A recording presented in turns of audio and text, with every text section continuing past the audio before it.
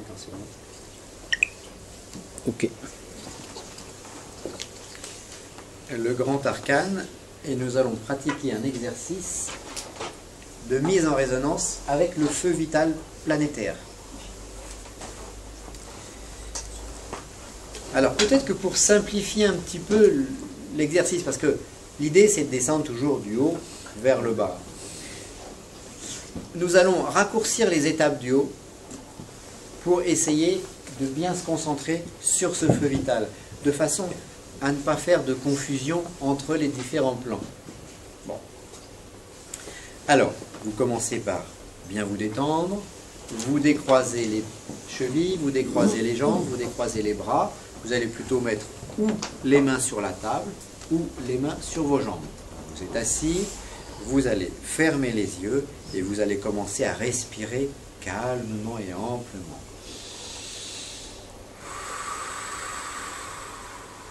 En sachant que la respiration prend son origine dans ce feu vital.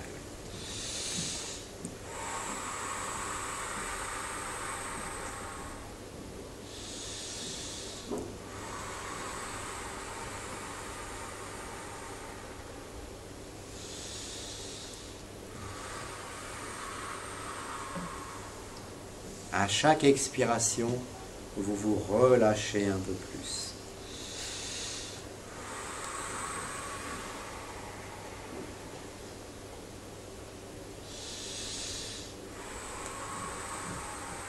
Vous vous détendez. Vous êtes bien reposé, relâché.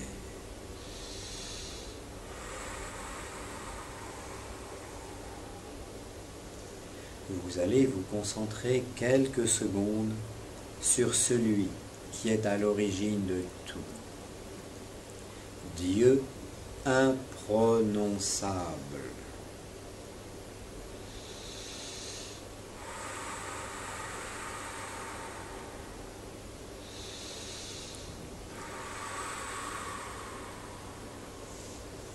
Ce Dieu imprononçable crée un Fils, qui est une sphère illimitée, qui remplit tous les temps et tous les espaces. Au sein de cette sphère, trône majestueux, le cône.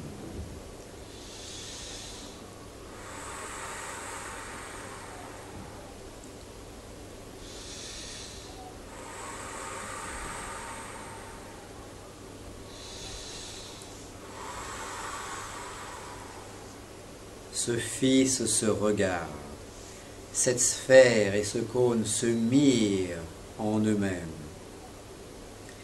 Ils frémissent de leur propre splendeur et ils génèrent ainsi la Vierge éternelle. Ils génèrent ainsi la voûte céleste, la matrice universelle, la mère de tous les mondes.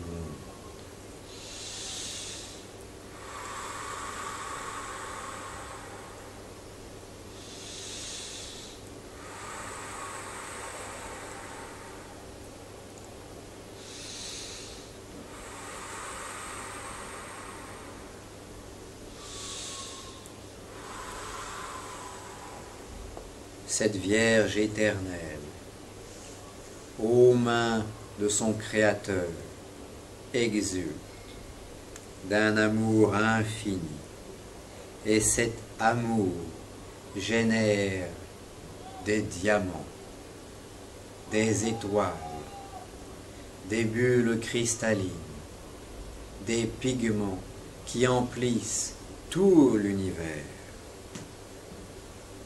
Et l'univers scintille de 1000 feux.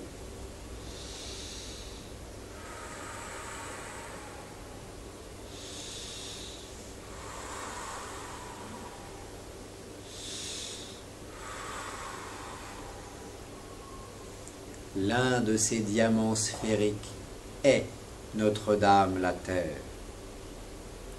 Concentration d'éther, force centripète, bulle cristalline, à l'enfance, translucide. Un monde est né, une bulle est apparue. Les forces affluent de l'extérieur vers l'intérieur de cette sphère.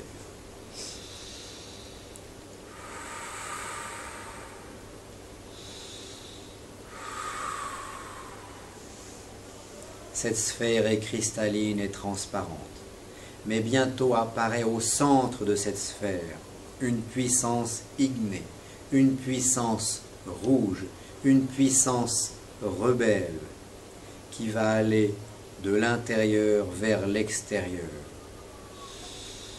Et vous visualisez le sceau de Salomon, blanc à l'extérieur et rouge en son centre, comme deux ballons l'un dans l'autre.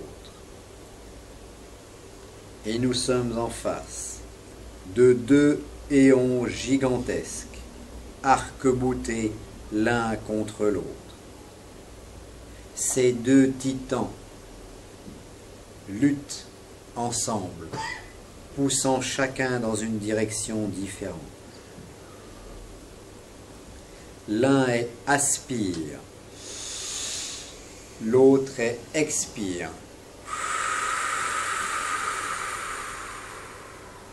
Respiration planétaire.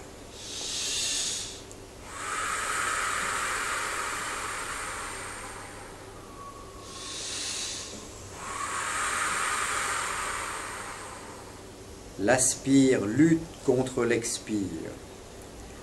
Un dieu et une déesse joutent amoureusement.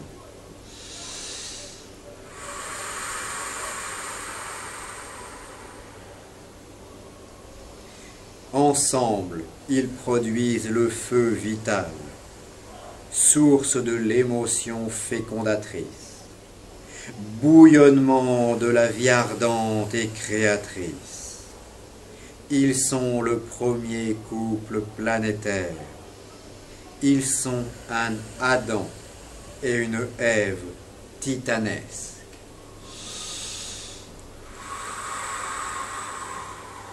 Ils sont la source de la vitalité, la friction, la fécondation de notre monde tout entier.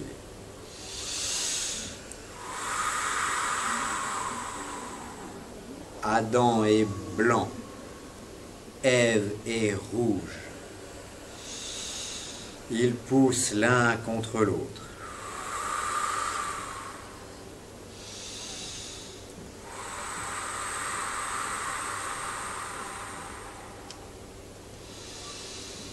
Nourrissons-nous de leur lutte amoureuse. Nourrissons-nous de leur joute. Respirons leur respiration.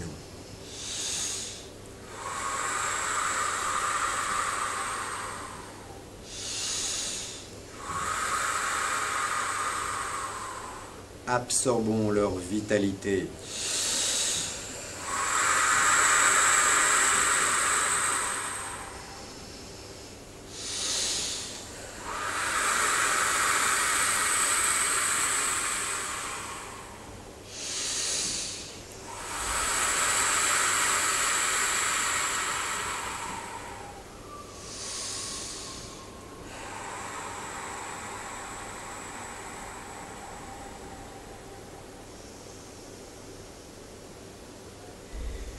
Laissons notre respiration reprendre un rythme normal. Nous sommes envahis de leur force, de leur puissance, de leur amour fécondant et fécondateur.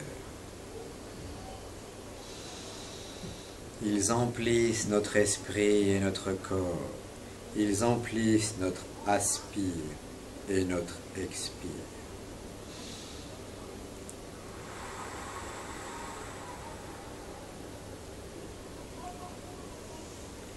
Et nous revenons chargés de cette énergie, nous revenons progressivement dans notre corps physique. Et nous sommes bien, merveilleusement bien, chargés de vitalité, chargés d'une nouvelle énergie, d'une nouvelle force métaphysique qui prend racine au plus profond de nous-mêmes. Nous pouvons ouvrir et fermer les yeux, bouger les mains, bouger les doigts, bouger les orteils au bout de vos pieds. Vous pouvez vous tendre.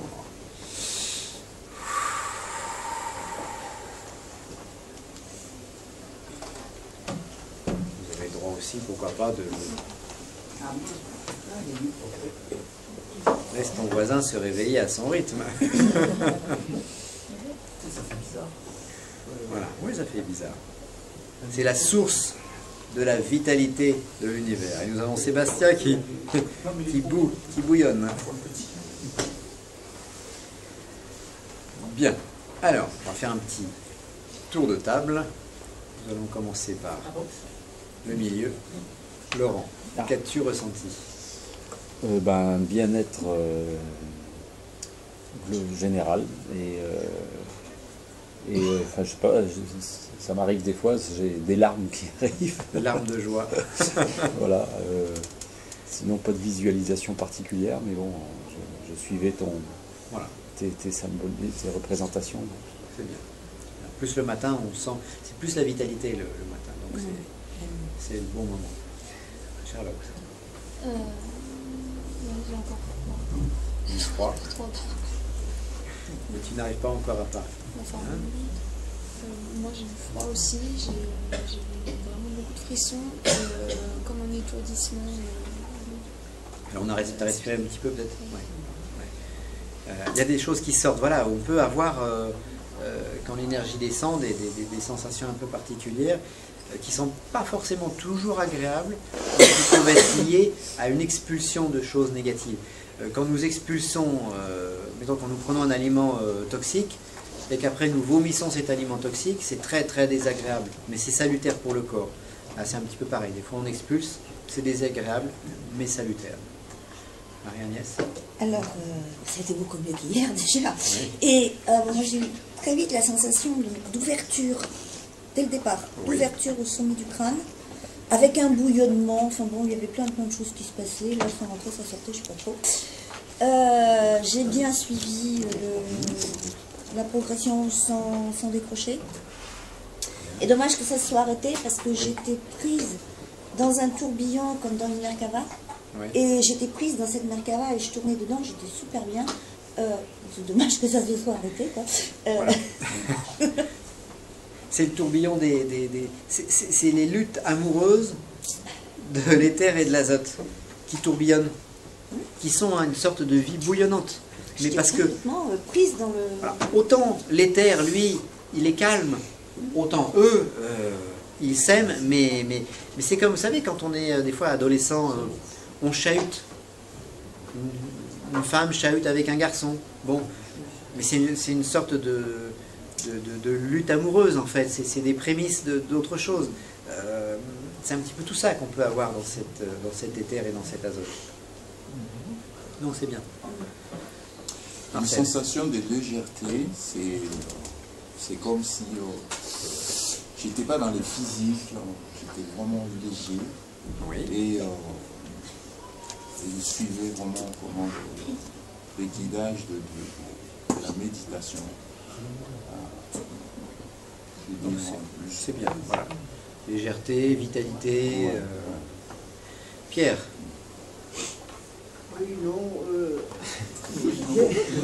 Non, je suis dans plusieurs tableaux où je refais à chaque coup du reflet. Alors, je suis passé par des cellules de personnes, des animaux. Non. D'accord. T'as eu du mal à accrocher. Ok. Mais c'est bien justement de refuser, quand on a des images comme ça qui apparaissent, qui ne sont pas liées à la méditation, il faut les refuser et il faut se garder pour l'objet de la méditation. Sébastien. C'est bizarre. Parce que là, on aurait dit ici, là, il y a un truc de bizarre. Dans les reins? Non, en bas. Dans les pieds? Non, là. Coccyx? Là. Là, quoi, la chaise? Non, mais je vois pas de là, là. la colonne qui descend. La colonne vertébrale, d'accord. Le coccyx. Coccyx. Le bas de la colonne vertébrale, c'est Et ici, il y a un truc de bizarre aussi. D'accord. Alors, justement, ce que Sébastien nous dit, il a ressenti quelque chose au niveau du coccyx et au niveau du coronal. Un truc de bizarre. Ouais, d'une certaine manière, le coronal, c'est l'éther, et le coccyx, c'est l'azote. Alors là, Donc c'est bien le haut et le bas. là, on aurait dit que le sang, ici, il n'y a pas de circulation. L'énergie aussi. On dirait que le sang, il...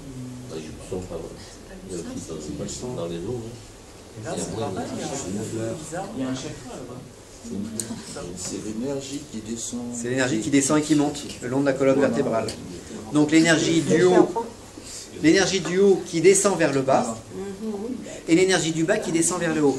L'énergie du haut qui descend, c'est l'éther. L'énergie du bas qui remonte, c'est l'azote. C'est bizarre, ce truc. C'est comme si le sang circulait. C'est bien. Alors qu'il n'y a pas d'artère. Si. C'est juste la réaction. Si. Non mais il y a du sang dans notre corps. Tout est irrigué. Hein. Non, mais il y a les canaux énergétiques. Nicole. Ben, moi j'ai eu des vibrations et ensuite je suis rentrée dans le tunnel. D'accord. Et c'est tout. Bien. C'est bien. Oui, t'as pas réussi à te concentrer. D'accord. Jean-Louis. Pas de réseau. Jean-Louis. Moi, je me suis trouvé en dualité. T'étais trop en dualité? Ouais. Comme c'est étrange. Ben, parce que ce qui s'est passé, c'est... J'ai vu deux mondes, le soleil, la terre, et ces boules d'énergie de feu au centre de la terre. Oui.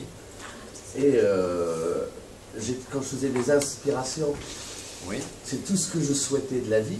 Oui. Et quand j'étais dans l'expiration, c'est tout ce que je rejetais de la vie. Oui. Alors j'ai rejeté mes forces négatives dans le feu terrestre, oui, au centre de la terre, et j'ai inspiré par le soleil les énergies. Donc l'inspiration est dans les souhaits et l'expiration est dans le rejet. Donc j'étais en dualité. C'est une force de symbole. Alors, bien sûr que tu étais en dualité, puisque nous sommes dans la racine de la dualité. Donc là, il n'y a pas pire dualité que eux. Bon, ils sont dualité, ils vont engendrer des dualités. Et puis le soleil est plus représentatif de l'éther, et la boule de feu au centre de la planète, plus représentative de l'azote.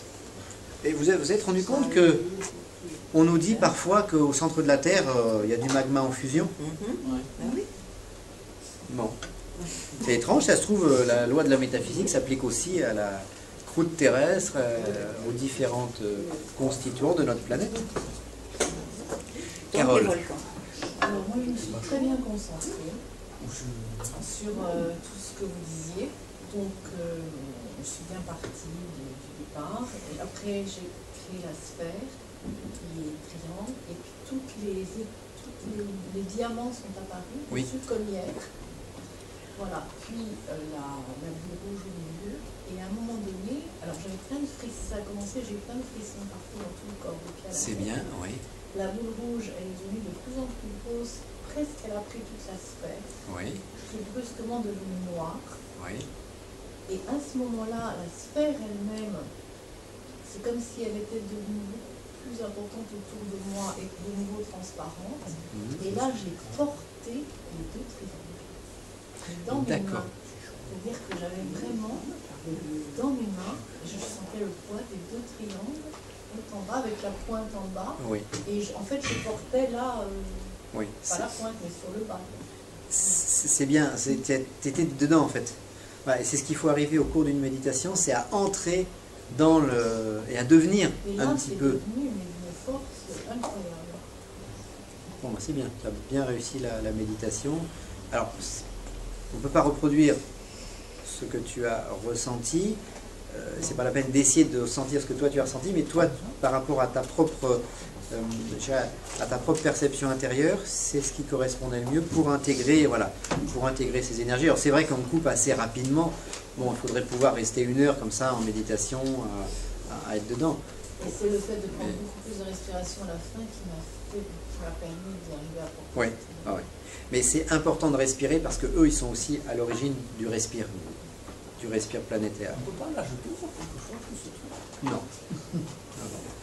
Anne. Moi, j'ai eu un sentiment d'une grande quiétude au départ et une chaleur intense au niveau de moi. Et la première image qui m'était venue et qui m'est apparue, c'est le seau de Salomon, avec une couleur or. Et après ça a disparu de ma vision. Et une immense couleur rouge qui fait ce mouvement de inspire, expire, ce mouvement. Et après, c'est resté un petit moment. Après, on voit, je voyais tout un ensemble de blocs noirs, et au cœur de ce bloc noir, une forme de cœur un petit peu couleur or toujours, mais que je peux dessiner parfaitement, au cœur. Et dans cet ensemble, toujours dans une paix profonde, quand tu as parlé de Notre-Dame la Terre, il y a une immense cercle couleur violette, mais qui apparaît tout de suite. Et ensuite, ça... D'accord. Je pense que certains d'entre vous ont aussi un peu été dans la suite de la création de Notre-Dame. Donc c'est comme si il y avait... et hier on avait vu ça aussi, je ne sais plus avec qui, mais comme si dans le travail de méditation qu'on faisait, vous sentiez déjà ce qu'on va faire après. C'est assez intéressant. Et ensuite, oui, voilà, c'était cette image-là, et puis après c'est la couleur or qui est apparue, en forme dans cet ensemble de la partie non exprimée, et en même temps qui contenait tout cet ensemble. C'est bien. Oui. Donc moi j'ai senti du froid. Oui, du froid aussi. Et à un moment donné, quand... Pardon? Du froid aussi, oui. Et à un moment donné, quand on parlait des forces extérieures, j'ai senti comme un gros poids sur les épaules. D'accord. Et pareil, la boule rouge à l'intérieur. Et après, j'avais tout on va dire, la tête baignée de rouge, de l'esprit, la pensée. Oui, comme si tu t'étais déplacé à l'intérieur. Un peu comme Carole qui était aussi, en quelque sorte, par moment dedans. Ok, c'est bien. Et du froid aussi, ça qui est... Ah, no. Pour moi, ça a bien commencé. Très bien. Au bout d'un moment, l'étoile s'est transformée en œil. Oui. Après, je vous ai entendu murmurer. Ensuite, interférence, plus de réseau. D'accord. Je sais pas, c'est passé un peu. Bon, c'est le dédoublement qui va un peu trop loin. En fait, il faut être semi-dédoublé. C'est-à-dire qu'il ne faut pas trop s'éloigner. Il faut rester à demi conscient de ce qui se passe tout en étant dans sa méditation. Mais c'est bien. Nicolas.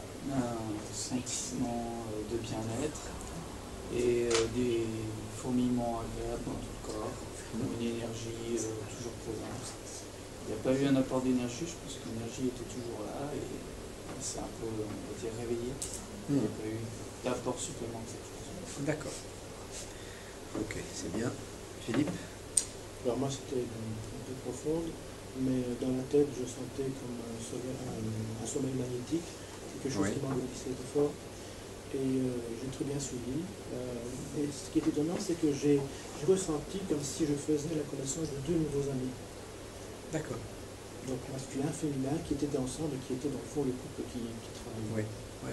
Puis par après, dans la tête, c'est toutes sortes de petites choses qui restent encore malgré. Ok, c'est bien. Dania? Moi, je n'ai pas pour rien. Moi, je sentais beaucoup d'énergie. D'accord, l'énergie. L'énergie qui venait. Ok. Jean-Pierre? Par rapport à la boule rouge, pas mal de difficultés à stabiliser. À se visualiser. Ça vient, ça va. D'accord. Ok, Michel? Moi j'ai ressenti comme un équilibre, disons au niveau du plexus solaire là. Oui. Surtout c'était ça. Et la boule rouge à un moment elle a explosé quelque part parce qu'elle est sortie du cercle. Donc Après, elle est revenue. D'accord. Et j'étais dedans. Je sentais comme un équilibre. Ok, comme un équilibre, c'est bien ça, parce que c'est vrai qu'ils sont aussi équilibres. Donc ils sont simultanément pas mal de choses en fait, ces deux êtres-là. Andrea, tu as ressenti? Oui, alors, qu'est-ce que j'ai vu? Donc c'était les forces, donc horizontales et verticales, qui se rejoignaient dans le centre, et puis à un moment donné ça s'est beaucoup condensé et ça a explosé. Puis j'ai vu un mouvement de force, oui. Et puis donc vers le centre, c'était la porte vers plusieurs mondes. D'accord. Ok. Alors faut arriver à plus se caler sur le... faut plus suivre en fait, c'est toujours difficile, mais il faut essayer que tu suives un peu plus en fait la méditation sur bien voir les sphères. En fait, ce qu'il faut arriver, c'est pas trop ressentir, enfin si, il faut ressentir, comme Pierre, pas voir trop de choses en fait, mais rester dans... En fait, ce qu'il aurait fallu, c'est s'imaginer un ballon rouge et un ballon cristallin autour du ballon rouge, et puis être à l'intérieur de ça. Mais c'est bien, hein, tout ce que vous avez fait, c'est bien parce que c'est le tout début en fait. Bon, on est dans des concepts métaphysiques et on essaie de les toucher du doigt. Alors, continuons. Alors, comment, question, maintenant qu'on a fait ça, comment... Oui, vas-y, si tu avais... En fait, ça m'a interpellé beaucoup le mot éon. Qu'est-ce que ça veut dire? Alors, les éons, c'est un mot gnostique qui signifie... c'est ça. Ça, ce sont des éons. Ce sont des... Alors moi, je les ai appelés un tout petit peu autrement. Ce sont comme des arcs planétaires. Ce sont des êtres, mais qui sont colossaux. Ce sont des titans. Ce sont des puissances énormes, mais qui ne sont pas infinies, qui sont emprisonnés dans notre bulle planétaire.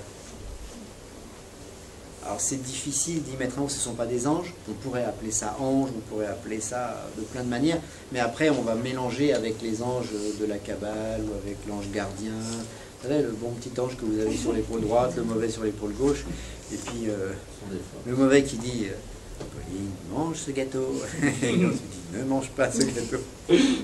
Après, le problème des mots, c'est qu'on va tout mélanger, donc on va plutôt appeler ça éon ou arc. C'est pas un archange. Non.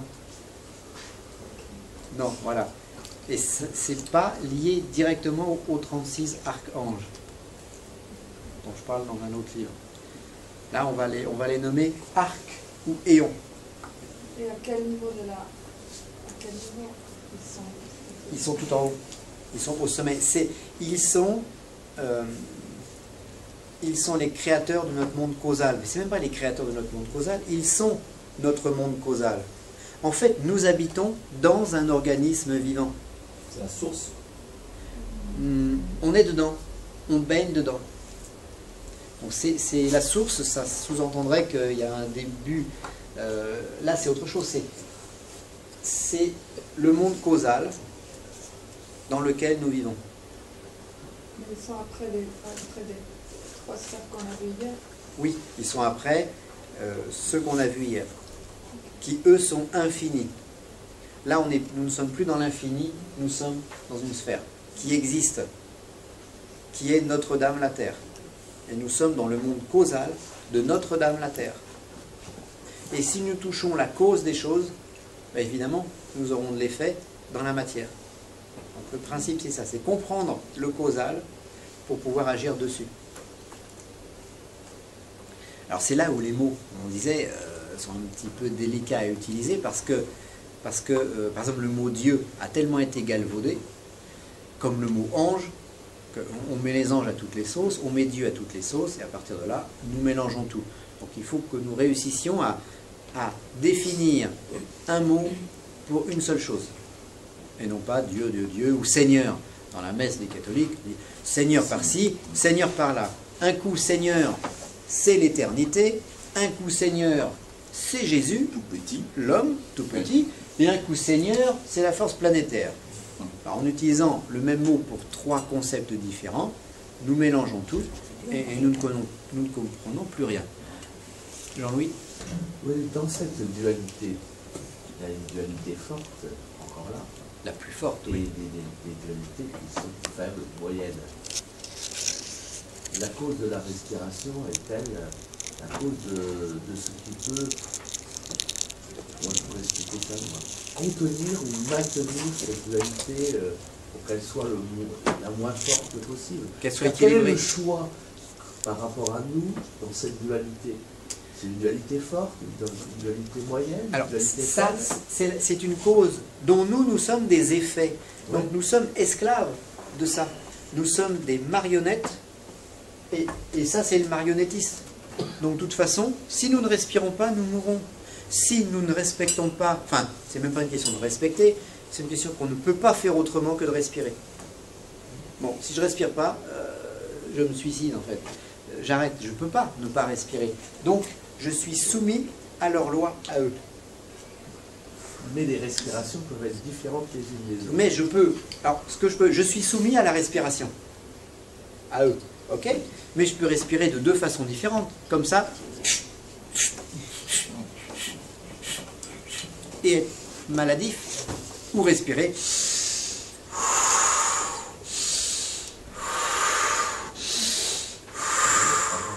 et être en bonne santé. Donc, je ne peux pas échapper à la loi. Je peux l'utiliser à mon profit, un peu.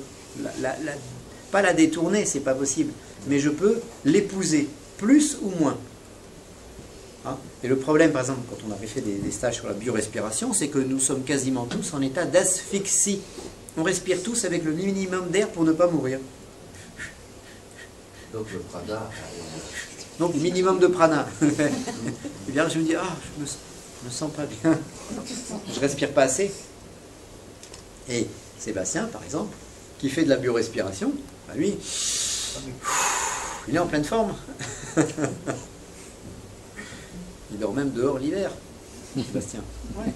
Ouais, bah attends. Qui d'entre nous va aller dormir dehors en plein hiver? Laurent Bernard. Même moi.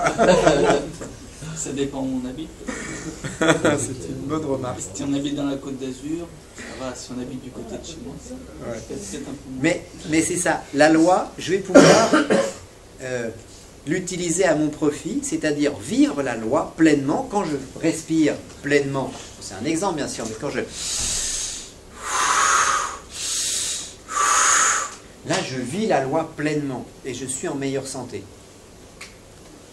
Pareil, une autre application de leur couple, parce qu'ils sont en couple quand même, ceux-là. Vivre la loi du Père, c'est ce que disaient les Juifs il y a 2000 ans. Hein. L'homme qui n'a pas une épouse est ou impuissant ou damné. Bon, bah, alors faut pas aller jusque-là, bon, faut pas exagérer, mais ça veut dire que si je veux vivre la loi, je dois vivre en couple. Adam, Ève. Et si je vis en couple, je respecte la loi. Ça ne veut pas dire que tout le monde doit vivre en couple, que si, que ça, etc. Mais c'est la loi. Donc après, si je veux avoir plus de vitalité, c'est mieux si je suis en équilibre. Ève, Adam, Ève. Ève, Adam. Donc Ève doit trouver son Adam et Adam doit trouver son Ève. C'est mieux. Les rabbins doivent être mariés. Les rabbins doivent être mariés. Ils ne peuvent pas être rabbins s'ils ne sont pas mariés. Ils sont obligés d'être mariés. Obligés. Ah, Voilà. c'est totalement différent du catholicisme romain où justement pour être prêtre, il faut justement pas être père. Oui. C'est très intéressant. Et qu'est-ce qu'on voit? Les rabbins, c'est des businessmen, ils ont des enfants, des belles voitures, tout va bien pour eux. Et les curés catholiques, ils sont tout malheureux, ils n'ont pas leur Ève, ou alors ils sont obligés de se cacher. Oui, mais ils font votre pauvreté aussi, il me semble. Donc ils sont obligés de... Ouais, mais est-ce que se restreindre, est-ce que se couper de la vie, C'est pas ça, se la couper de la vie, spiritualité. est-ce que c'est la vraie spiritualité? Ils sont dans l'horreur. Ah bah ça, Ah, après, c'est oui. leur problème, mais bon... Ils sont en dualité avec eux-mêmes. Ils sont en dualité avec eux-mêmes. Nous resterons sur cette parole que nous pouvons interpréter de plein de façons différentes. Mais c'est ça, les orthodoxes. Quand vous voyez des popes orthodoxes avec des grandes soutanes, etc., d'un côté, ils tiennent la main à leurs femmes, de l'autre côté, ils ont les enfants, ils ont leurs paroissiens, tout va bien. Ils sont porteurs de vitalité. Et les imams aussi. Les imams aussi. Il n'y a que les catholiques. Les imams, 30 enfants, 5 femmes. Alors ça, c'est peut-être un déséquilibre de l'autre côté. Et ils accumulent les Èves. Parce que l'équilibre, qu'est-ce que c'est? C'est un Adam, une Ève. Et non pas un Adam et 3 Èves, ou une Ève et 2 Adams. Non, non, non, non. La polygamie n'est pas dans la loi du Père. Dommage. Qui a dit ça? Mais voilà. Et ça, c'est de la métaphysique appliquée. Voilà. Et si nous appliquons la loi, nous allons nous sentir mieux dans notre vie. Bon, alors après, attention, il ne faut pas non plus appliquer bêtement et à la lettre. Tout ça, ça doit s'adapter selon notre nature, selon que si, je sais pas, si vous êtes bien en tant que célibataire, et puis vous dites, faut que je trouve une Ève ou un Adam, vous dites, non, j'ai déjà connu ça, les mecs, c'est une véritable plaie. Bon, après, chacun doit équilibrer ça selon sa propre nature. Il ne s'agit pas non plus d'appliquer bêtement à la lettre. Il faut avoir de la subtilité en tout ça. Sinon, ça ne fonctionne pas. Après, débrouillez-vous pour les applications pratiques. Alors, voilà. Comment, par exemple, utiliser cette force dans un exorcisme? Alors, 2 choses simples. Un exorciste, si il respire, s'il applique la loi, il sera plus puissant. Si l'exorciste, il vit en couple, il sera plus puissant. Parce que justement, il y aura un équilibre qui fera que il aura plus de vitalité. L'éther, d'un autre côté, c'est Saint Michel, l'azote, c'est le dragon. En étant victorieux en nous-mêmes,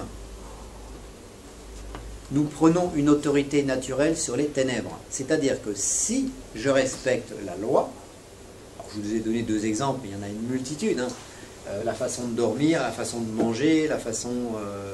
etc.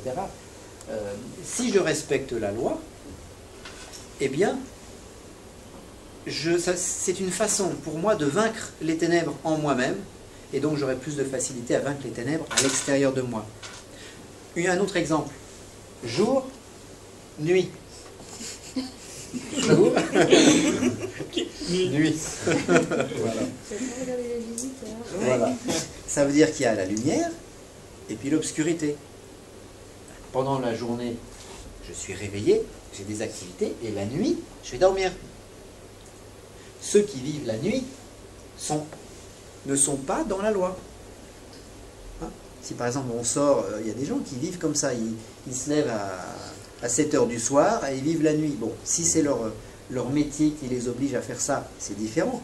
Mais il y en a, c'est des animaux nocturnes. Bon. Non, il faut les activités la journée et le repos la nuit. C'est une autre façon d'appliquer tout simplement la loi. Alors vous allez me dire, tous les animaux, une bonne partie des animaux le font. Mais il y a les nocturnes qui font autrement. Oui, mais ils se reposent la journée. Le yin et yang. C'est le yin et le yang, complètement. L'origine du yin et du yang, c'est presque là. Mais on va le voir. Donc si j'arrive à terrasser, si mon Saint-Michel intérieur arrive à terrasser mon dragon intérieur, évidemment je vais plus facilement terrasser les ténèbres qui sont à l'extérieur de moi, donc pouvoir faire des exorcismes. Et puis si nous intégrons cette loi métaphysique en nous, eh bien nous allons pouvoir effectuer la prière, la descente métaphysique, puisque là on est en train d'étudier en même temps une sorte de rituel. Je vais pouvoir effectuer cette prière-là en la vivant, parce qu'il y a 3 phases. Première phase, comprendre la métaphysique. Deuxième phase, appliquer la prière ou le rituel. Et troisième phase, vivre, c'est-à-dire caler ma propre existence sur la loi métaphysique. Et si j'ai ces trois éléments, évidemment, je vais devenir de plus en plus puissant dans ma vie profane, dans ma vie spirituelle, et je vais réussir un équilibre, qui ne sera pas forcément un équilibre parfait puisque nous sommes dans la dualité, mais ce sera beaucoup mieux que ce que j'aurais fait sans ça. Et à partir de là, à partir du moment où je respire, je dors la nuit, je suis éveillé le jour, etc., eh ben, mes exorcismes vont être puissants. Donc c'est tout simple, hein. L'application de la métaphysique est quelque chose de simple. Alors vous allez me dire, au niveau du couple, vaut mieux être seul que mal accompagné. Eh oui, bien sûr. Hein, vous mieux être tout seul que mal accompagné, parce que si vous êtes accompagné d'un Adam ou d'une Ève qui vous entraîne vers les ténèbres, vous avez un boulet à tirer. Voilà. Ouais. Du boulet, hein. Oh là là, il y en a. Voilà. Ou une boulette, ça dépend. Donc, qu'est-ce que nous propose la loi du Père? Si nous sommes mal accompagnés, vaut mieux être seul. Alors, après, appliquer la loi du Père, c'est facile à dire. Oui, mais on a acheté la maison en commun, on a les enfants, on a la voiture. Comment on va faire si on divorce? Et puis mon mari ne pourra jamais divorcer, ou ma femme ne pourra jamais divorcer, ça va être la guerre, ça va être... Oui, ouais, ils ne veulent pas comprendre, et puis voilà... Les voisins. Les voisins, et le chien, et le chat, et le pigeon.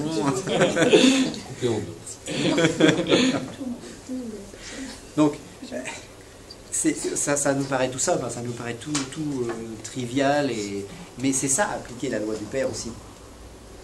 Et c'est difficile. Vous vous rendez compte?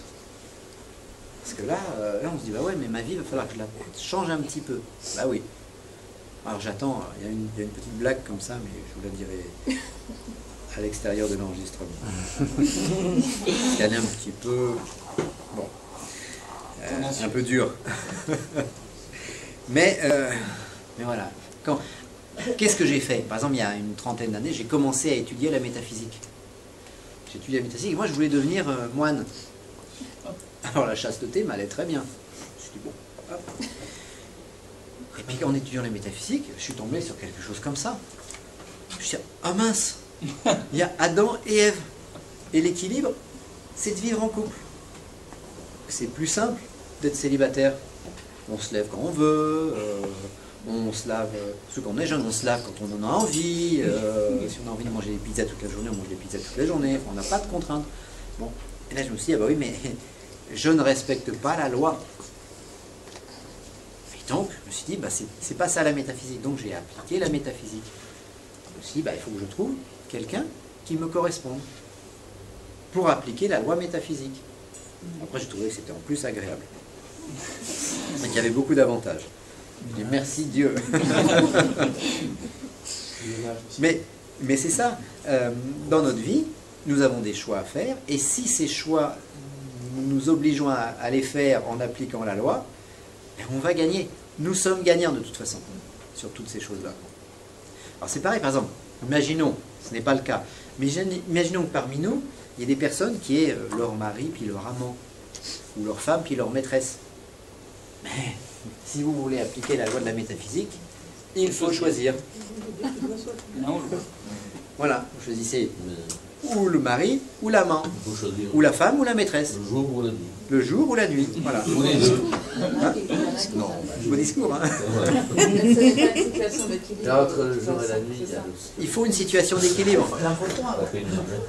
En plus, scientifiquement, ils ont démontré que les personnes qui sont stables au niveau de leur couple sont moins stressées et vivent plus longtemps. Parce que s'il faut cacher l'amant, la maîtresse... Mais si on trouve son équilibre comme ça. Ah, si on trouve son équilibre comme ça. Ouais, mais c'est un mauvais équilibre.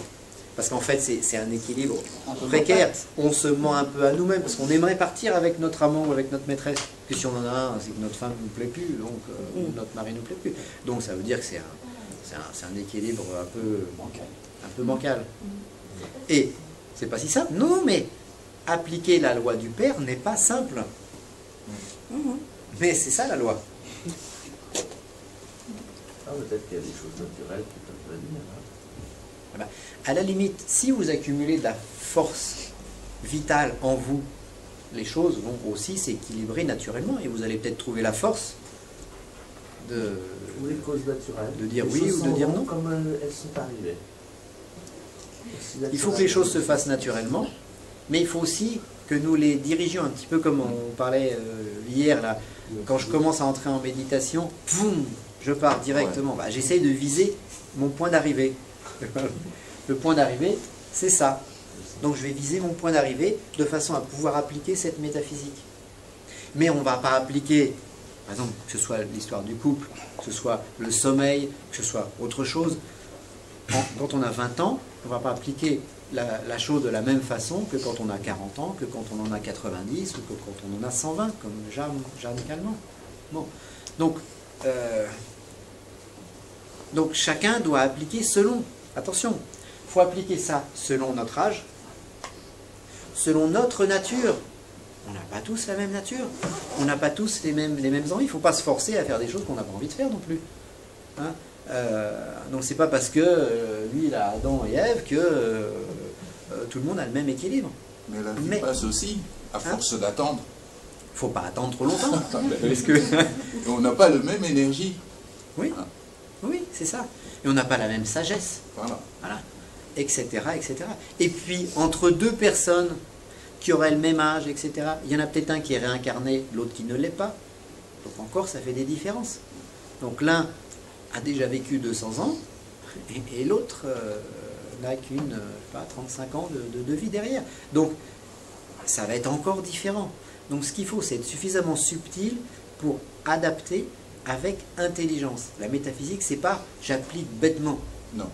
C'est j'applique avec subtilité, équilibre. Et tout doit être en équilibre. Pardon, j'ai loupé quelque chose. La croix là, au milieu, qui est le centre, ça correspond à quoi? Le diabolo là, ça? Les traits, tu veux dire? Voilà, ces deux traits là, c'est ça, j'ai oublié ça. C'est la loi de miroir. La loi de miroir. Des triangles qui sont vers les pointes, qui se rabattent vers le centre. De façon à ce qu'il y ait le maximum de réflexion. Et le diabolo qui est au centre, ça va être notre cheminement à nous.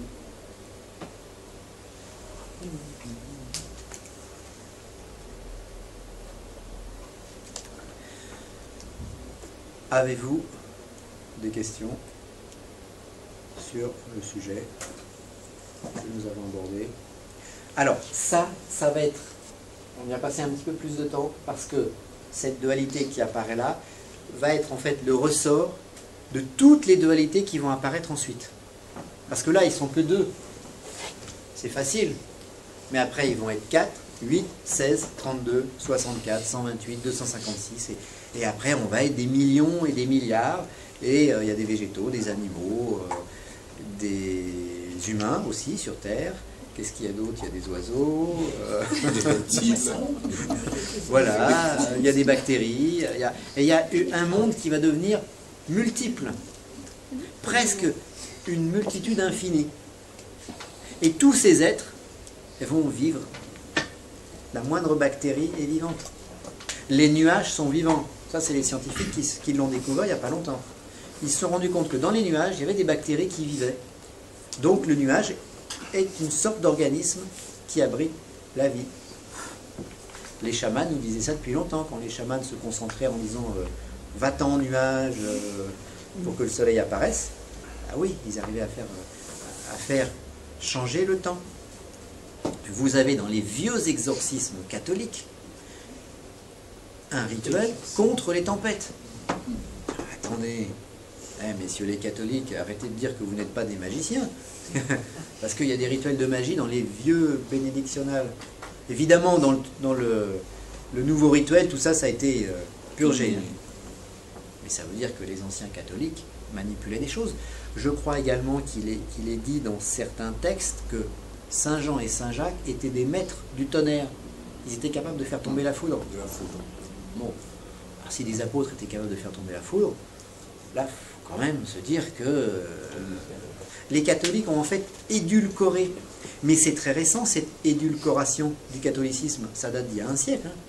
Parce qu'avant, il y avait quand même une connaissance technique, astrologique, magique, qui était beaucoup mieux tenue qu'aujourd'hui. Aujourd'hui, je pense que devant l'avancée du monde technologique, les catholiques se sont dit, on va aseptiser notre religion, pour faire de notre religion quelque chose de moderne. Mais en faisant quelque chose de moderne, ils ont tué la religion. Ils ont perdu. Parce que le 11e, 12e siècle, on reconnaissait la réincarnation, la métaphysique, et puis c'est à partir du 12e siècle qu'il y a quand même... Le mariage des prêtres, tu as raison.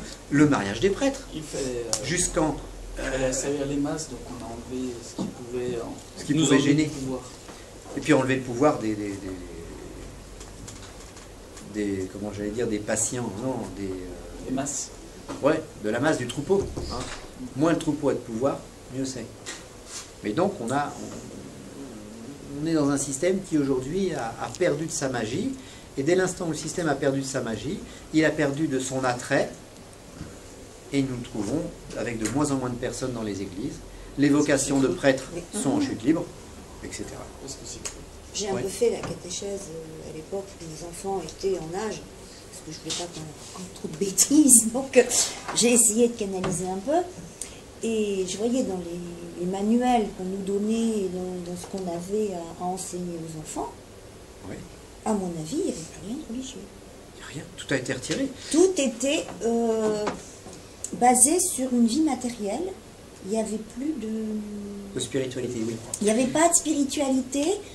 J'ai même vu un truc qui m'a profondément choquée, une femme qui s'occupait de former les catéchistes, dire oui, bon, de toute façon, aller prendre de l'eau bénite à une source dans un lieu sacré. Elle n'a pas dit lieu sacré, évidemment. Il n'y a que la foi qui sauve, hein, ça ne sert à rien. Oui. Bon. Donc, quand les cadres... Ça n'a pas duré longtemps, je suis partie assez vite. Quand les cadres ne croient plus en Dieu, bah, évidemment, le catholicisme est devenu humaniste et non plus spirituel. Ouais. Donc, c'est comme Médecins sans frontières. Ah, c'est bien, ça sauve des vies, mais moi, c'est pas ce que j'attends d'une religion. J'attends d'une religion qu'elle me conduise à la vie éternelle, et non pas simplement... C'est pour ça qu'elle est en train de mourir, parce qu'elle a plus de souffle, elle a plus de rien spirituel, donc c'est pour ça qu'elle va... Ce que tu dis est bien, elle va mourir. Le catholicisme n'applique plus la loi, donc il n'a plus de souffle, il n'a plus la respiration. En fait, il n'a plus l'éther, qu'il a oublié, il n'a plus que l'azote.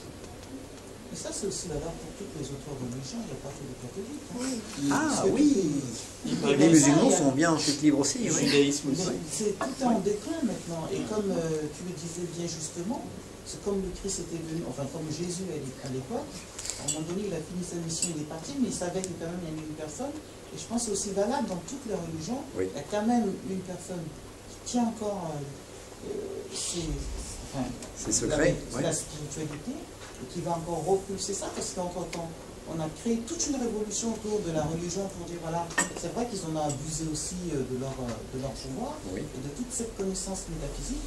Et bon, maintenant, on est dans le déclin, il va falloir quelqu'un qui... Ça va être... Regardez que dans un champ, bon, ben, on sème des graines, ça pousse, et puis quand il y a eu la récolte, ben, il faut ressemer de nouvelles graines. Et là, aujourd'hui, nous sommes à une époque où il faut ressemer de nouvelles graines pour avoir une nouvelle récolte. Donc le plan divin, lui, il sème pour avoir des récoltes. Donc il a semé la civilisation égyptienne, il a semé le judaïsme, il a semé le christianisme, et aujourd'hui la récolte est faite, donc il va ressemer autre chose, qui va repousser, et dans 1000 ans on va refaire une nouvelle récolte. Et c'est constamment comme ça. Et aujourd'hui, comme nous sommes dans un monde scientifique, nous avons besoin d'une spiritualité scientifique. Et la métaphysique, c'est ce qui est le plus adapté. Donc c'est ça qui va pousser et qui va produire la récolte future.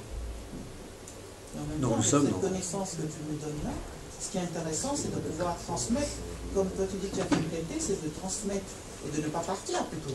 Et d'être là pour dire, bon voilà, il y a un souci, mettre les œillères, et le peu d'enfants que tu as devant toi, leur inculquer cette petite flamme que tu sais qui est là. Non mais j'ai commencé, on m'a gentiment dit que si je continuais, il fallait que je parte. Parce que j'étais pas dans les plates-bandes. Bon, du coup, je l'ai juste fait avec mes enfants. Mais j'ai transmis à mes enfants. Après, du savoir de l'origine du christianisme, on voit qu'on a vidé de sa substance tous les grands savoirs. Par exemple, les prêtres ou l'église catholique romaine pratiquaient les langues sacrées, les séminaires du mois, ou le latin, on a ôté.